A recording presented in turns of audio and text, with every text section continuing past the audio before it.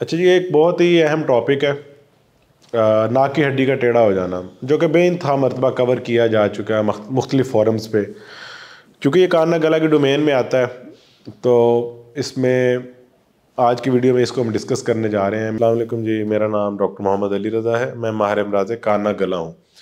तो इसमें मैं दो हिस्सों में इस टॉपिक को कवर करूँगा। एक प्योरली कि नाक की हड्डी टेढ़ी होने का मतलब क्या है और इसको कैसे मैनेज किया जाता है, और दूसरा मैं हिस्सा कवर करूंगा कि रात को सांस लेने में दुश्वारी है। आई विल ट्राई कि मैं दोनों चीज़ों को सम अप कर सकूं। पहले हिस्से की तरफ आते हैं जी, नाक की हड्डी का टेढ़ा हो जाना।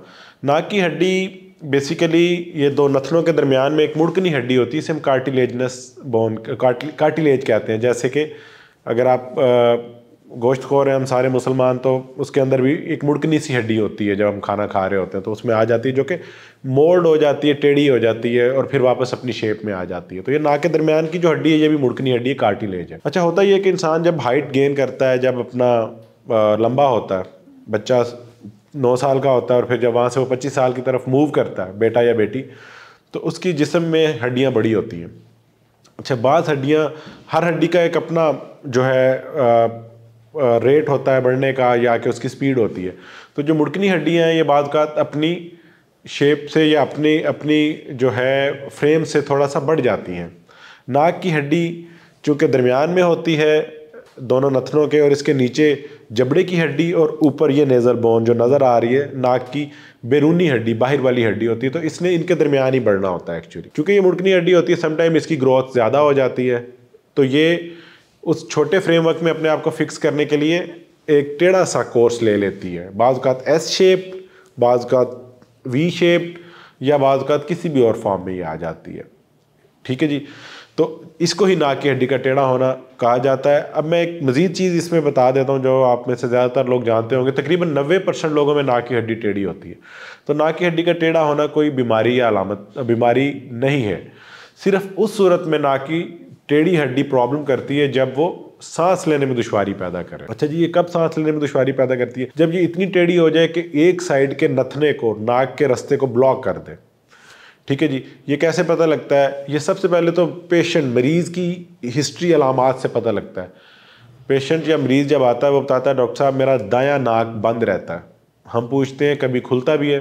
कहता नहीं डॉक्टर साहब ये हमेशा बंद ही रहता है। तो इसका मतलब हमें देखने से पहले अंदाज़ा हो गया कि एक चीज़ फिक्स्ड है और एक साइड पे ब्लॉकेज कर रही है, तो ये ज़्यादा चांसेस है कि नाक की हड्डी ही होगी, या कि कोई और ऑब्स्ट्रक्टिव लीजन, यानी कि कोई भी चीज़ जो रुकावट पैदा कर रही है। जब हम एग्जामिन करते हैं तो ये चीज़ें कंफर्म हो जाती हैं, या कि कैमरा डालते हैं तो पता लग जाती है।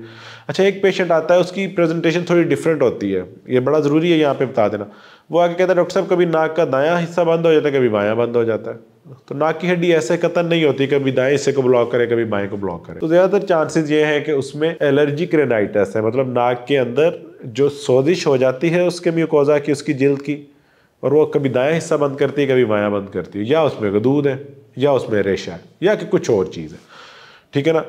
या कि नाक की हड्डी तो टेढ़ी है लेकिन वो इतनी ज़्यादा टेढ़ी नहीं है, लेकिन सोजिश जिस टाइम पे राइट पे ज़्यादा होती है तो वो राइट को ब्लॉक कर देती है, लेफ्ट पे ज़्यादा होती है तो लेफ्ट पे ब्लॉक कर देती है। तो ये तो दो बहुत बड़ी प्रेजेंटेशन हो गई, जिसमें एक में नाक की हड्डी ऐसी टेढ़ी है जिसमें इंटरवेंशन की ज़रूरत है और दूसरी में नहीं। क्योंकि नाक की हड्डी एक मैकेनिकल एक ऑब्स्ट्रक्शन पैदा करती है, एक जो है रास्ते को तंग करती है, तो इसका हल उसकी सर्जरी है जिसे सेप्टोप्लास्टी कहा जाता है। इस ऑपरेट में नाक की हड्डी के टेढ़े हिस्से को निकाल दिया जाता है। अगर कभी नाक का दायां हिस्सा बंद हो रहा है और कभी बायां हिस्सा बंद हो रहा है तो इसको इन्वेस्टिगेट किया जाता है कि इसकी क्या वजह है। यूजली सीटी स्कैन या कि नाक में कैमरा डाल के इसकी वजह का तयन किया जाता है और फिर इसका इलाज किया जाता है। अब इसके दूसरे हिस्से की तरफ चलते हैं वीडियो के, जिसमें मैंने कहा कि रात को सांस का बंद हो जाना। बड़े पेशेंट्स या लोग कंप्लेन करते हैं जब वो रात को सोते हैं तो उन्हें खराटे आते हैं या मुंह से सांस लेना पड़ता है या बंद हो जाता है सांस।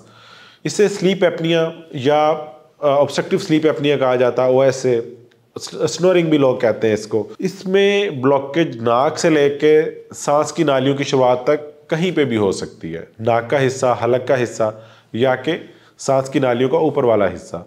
तो इसमें भी अगेन उस जगह का तयन किया जाता है कि ब्लॉकेज कहाँ पे है।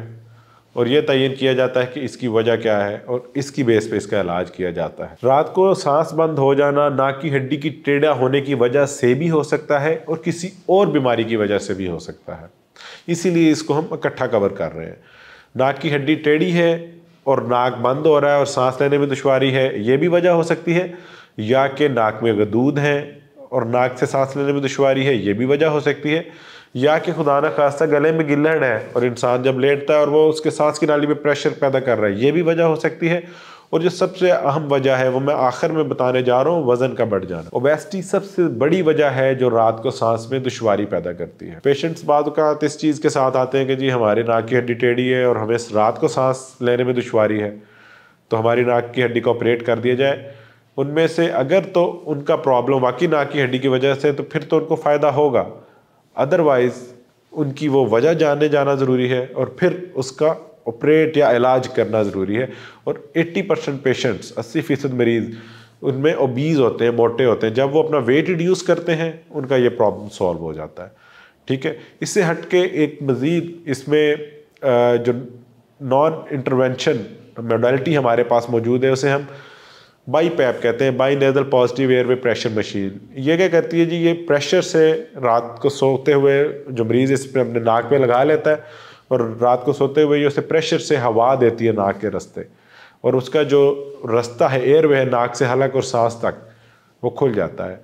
तो ये तब तक जब तक एक मरीज़ वज़न कम करना चाह रहा है तब तक उसे हेल्प करती है। आई होप कि इसमें सारी चीज़ें तो मैं कवर नहीं कर पाऊँगा इस छोटी सी वीडियो में, लेकिन इसमें इतनी इन्फॉर्मेशन ज़रूर देना चाहता हूँ कि ये कुछ ना कुछ लोगों को इसका फ़ायदा हो सके। अगेन कासिम अली शाह फाउंडेशन का शुक्रिया अदा करता हूँ।